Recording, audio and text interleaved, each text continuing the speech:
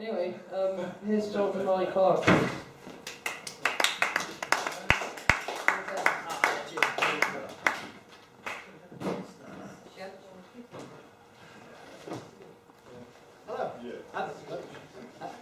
Hello. Wait. Hello. For this to work properly, I'm going to apparently have to be here. There we go. Okay, have a story for you. That's good. Yes, thank you. I have a story for you. This is actually the second time I've read it at a night like this. So if you've been here before and heard this, it'll be the second time you've heard it. Okay, it's called "Where the Mood Trees Grow." The mood trees rustled peacefully in the village of Faintly Dell. It was a special day today. The mayor's daughter, Felifi, was getting married. All the villagers but one were there. Fevkin, still in his blacksmith's clothes, held her hand and smiled. Behind him, Lidif the mayor smiled too, and he had just begun to recite the marital oath when there was commotion from the crowd. It was Prolofik the bard. He was running, lute tucked under his arm, towards them and shouting in his thespian voice. Well, once he had calmed down, he told them that the wreath of matrimony was missing. And at these words, the villagers became hushed and startled, and the mood trees rustled with ill ease. Everyone turned to blame Villanov, the mischievous apothecary. Well, he protested his innocence, but then he always did. Lidif sentenced him to the room of loneliness until he confessed his crime. But kind and fair Fevkin believed Villanov. And there was only one villager who might know what had happened, the one who was not present. As Prolofik began to strum his lute sadly, Fevkin went to the farmhouse which stood by itself near the golden fields. Grunf, the loner farmer, was even gruffer than usual when he opened the door. Scratching his earth-coloured fur impatiently, he bluntly rode over Fevkin's good-natured query, and was about to slam the door in his face when Fevkin noticed that his house was very messy, as if everything had been thrown about. Well, being his usual amiable self, he wandered in to help tidy up, and there in the middle of the floor he saw something wooden and pipe-like, a flute.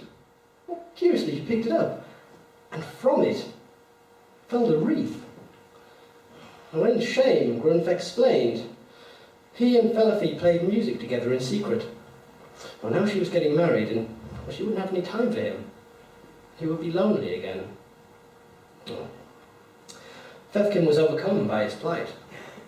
He assured Grunf that he wouldn't steal Felifi's friendship away, and at his words, Grunf smiled for the first time in years.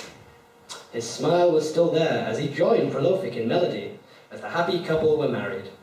Villanov was released, the mood trees rustled happily again, and all was at peace once more. And then...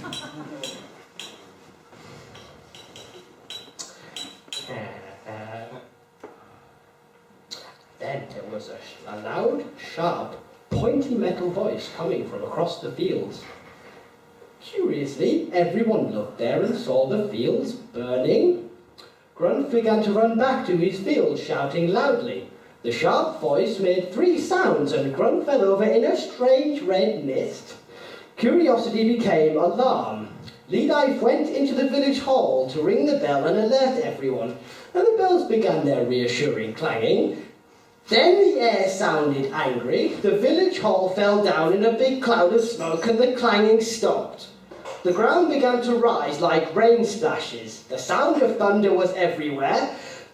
Fevkin saw Prolofik and Villanov seem to fall apart, making strange piercing noises as they did.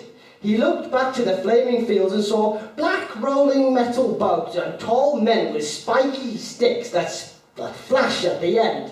The roly bugs also had flashing sticks and made their presence felt. The men rang amongst the flames, the village began to fall down, everyone began to fall down, fall apart and turn red. The mood trees quaked as they burnt. Fevkin ran to Felifi, who seemed to be asleep covered in some strange red water. He tried to wake her up, but she wouldn't. Her pink fur was all burnt. Then he heard a spiky metal voice very close, looked up, and then saw nothing anymore. The end.